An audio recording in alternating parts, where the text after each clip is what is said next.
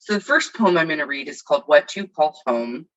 And that is just a little bit about me. They say you can never go home again. And for me, that's really true. For home to me was not a place, but a person, a humble, modest living person. Her name was Lupe Teresa Mesa, mi abuelita, my grandmother, for whom my daughter's middle name is Lupita.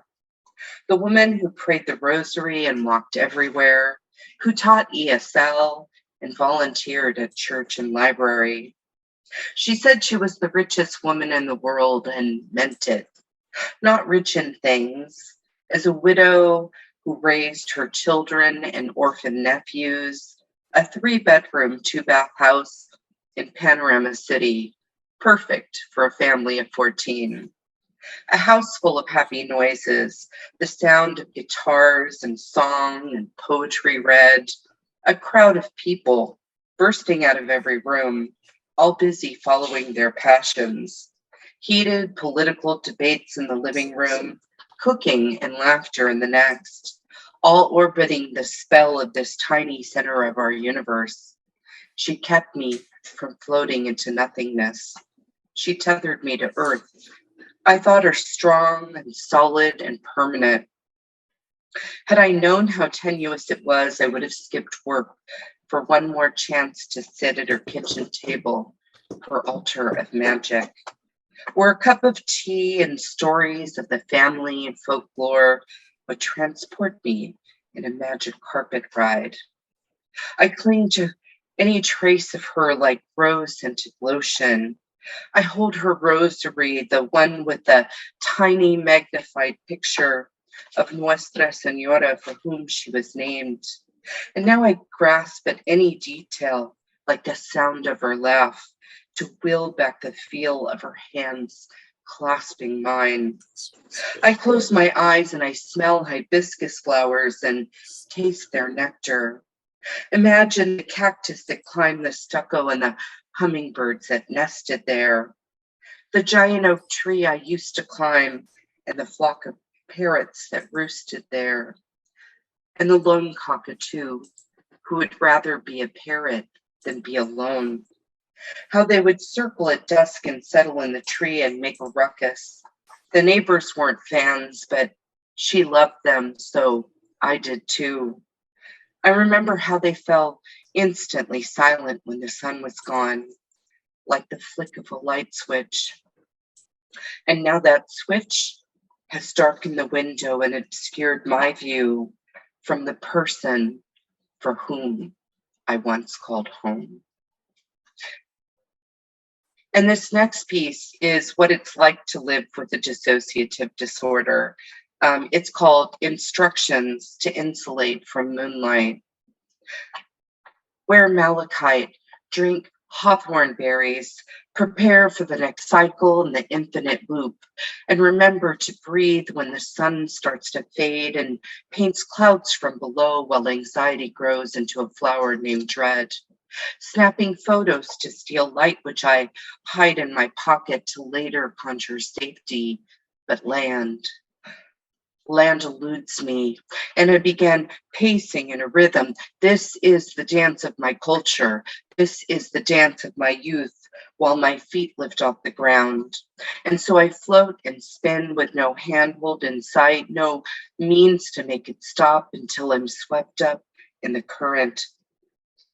And then the images come, first like faded Super 8, flash hypersensory, then to sensory fog that tastes of bile and rot.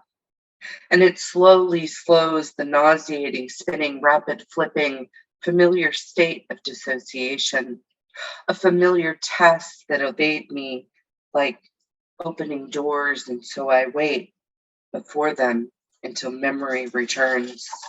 And after running from this burning building of a body, avoiding mirrors to elude the reflection of the wild-eyed animal eye shine of the familiar and the totem, and then nothing. Then the nothing, the familiar nothing, the weighty blanket of nothing. And I return time lost, but grateful I've survived another until the next full moon. And this next piece is called The Abyss, for anyone who's ever cared for someone dealing with depression. It's a beautiful day, only you aren't part of any of it. I see you contemplating the water's edge, and you begin to walk slowly out into the water. I watch it first unconcerned and then hold my breath and wait for what I know is coming. You walk slowly, intentionally, not stopping, until you pass the first break and then the second. I start yelling, telling you not to go out any further, but you aren't listening. You just keep moving farther away from shore until a large wave grabs you and pulls you out. And I'm yelling for help, and people jump in and paddle out. I swim to where you are, and you go under just before I reach you. But you don't fight it. And this strange force pulls me down too, and I fight and I struggle to get to you. And the bubbles go up to the light toward freedom. But you and I, we just keep going down, down, down into the abyss where the light starts to fade and the sound is muffled. I try to reach you, but you just give me that look as if to say, it's too hard. And my lungs feel like they're about to burst, but all I see in you is resignation. But I won't stop. I can't stop. I won't. And the bubbles go up to the light toward freedom. But you and I, we keep going down, down, down into the abyss, where the light is just a speck at the surface, and all I can hear are the sounds of my own struggle. And the rescuers busy themselves in a flurry of activity at the surface, while I negotiate with God, trading everything to bring you back. And the bubbles go up to the light toward freedom. But you and I, you and I, you and I don't.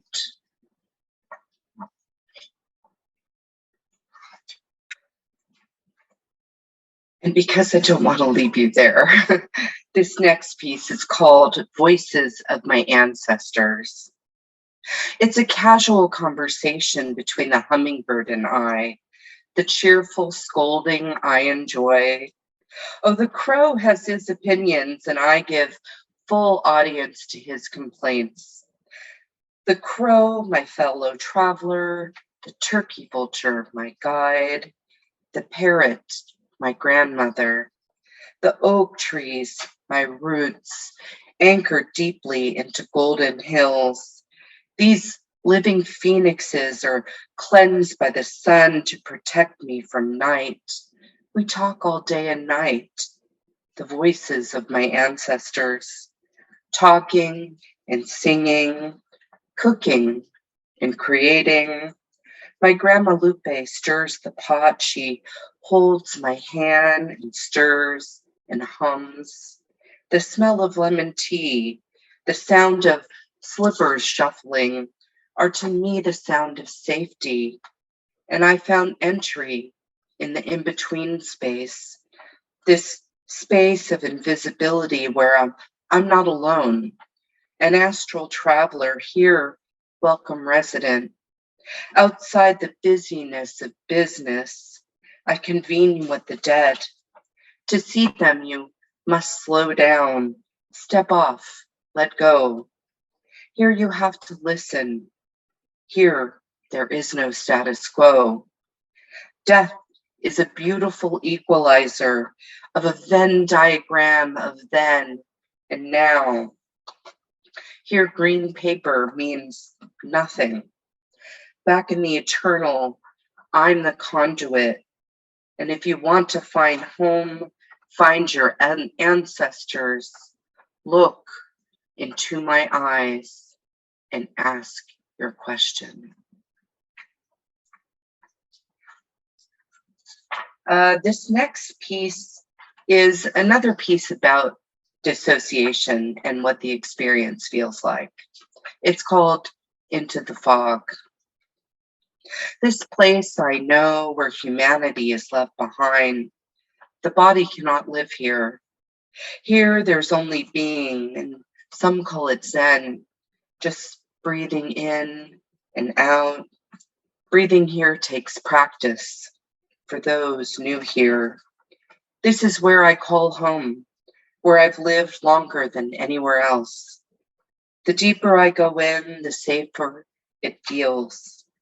Back to the dark corners where solid walls ensure two directions of safety. Under an invisibility cloak, I sink in and rest.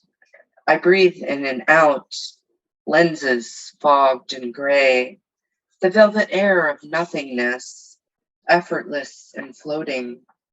Embraced by quiet anonymity, this is the trauma underground. This is the in-between, the place to flee the body, discard it and run. Run until you can fly and fly until you can float. The place I feel safe, because here there be no monsters. Here, monsters are afraid of being gutted or being burned, and so they should.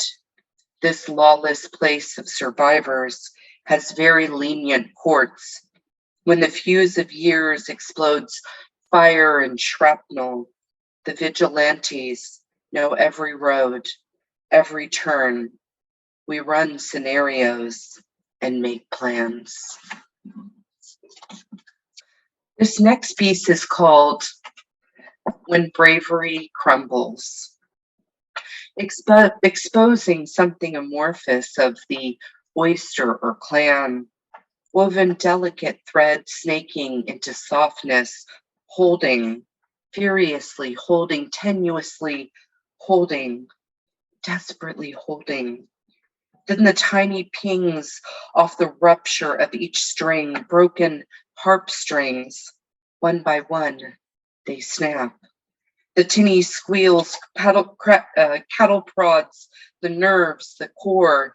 Panic as you desperately try to piece together broken china shards of bravery, glued back together again and again. Broken, cubist broken, kintsugi broken, wabi-sabi broken. The solid looking wall, never more than a facade, more smooth and sturdy, more hard than strong, more to hold liquid than lava, with fractured mirrors to hide and distort, to keep you inside, inside and protected, walled inside, walled away, and beautifully broken. This next piece, I thought I marked it, is called, I'm usually pretty good at this. Oh, here we go. This is, oh, it does have a bookmark that slipped. This is called What Kind of Magic? And the reason it's in the book is because I read it here and Dan told me that it needs to be in the book. So it's there. And for people, the people who are regular here, this is home for me. So if Dan says put it in the book, I put it in the book. What could make beauty appear in an oasis, a mirage? What kind of spell could turn a desert green, dense, aquatic, and lush? What trick of the eye could make you see the future, sensual and sensing? How long does a tree have to wait for the rain before its green turns gray?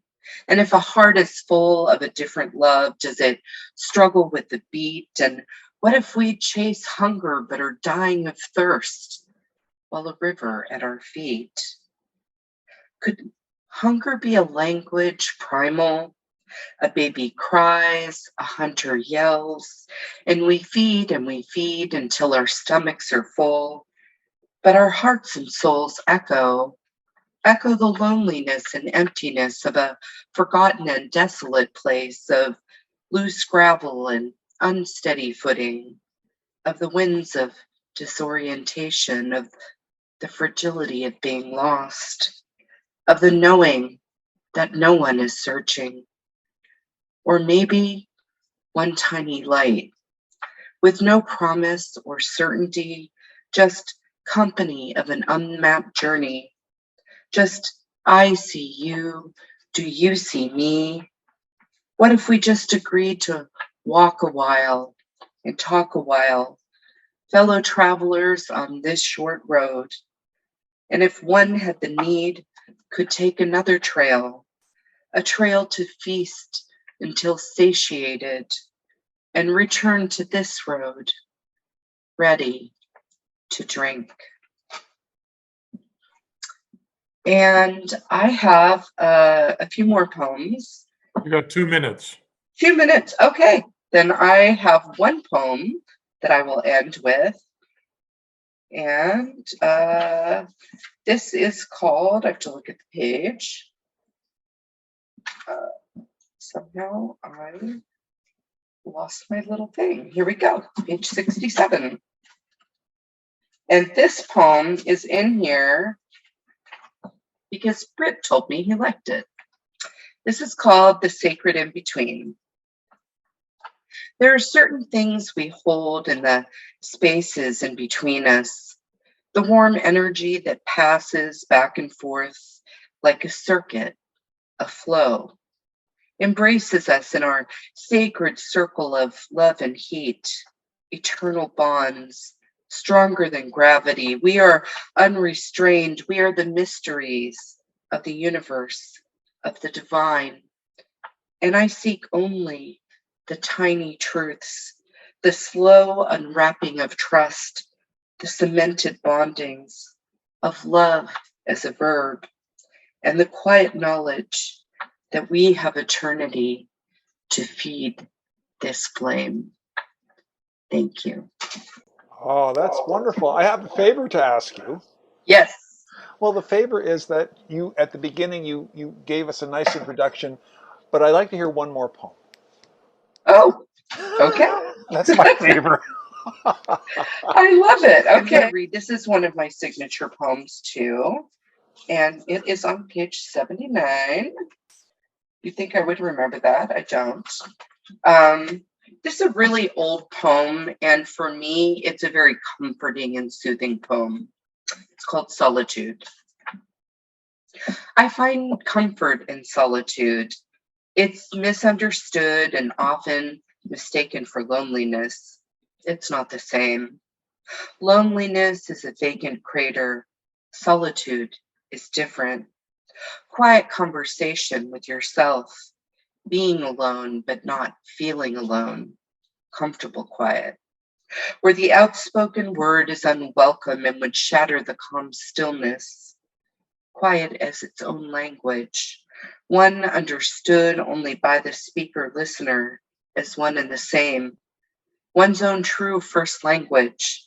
I speak it well and do not pass it on to others. The part of me that's not shared, spoken here in the code of poetry, seen, not felt by others, as they would see their green and not mine. Practice your language, for therein lies all the answers, answers true and just, as if given to you by some higher power. And perhaps it is.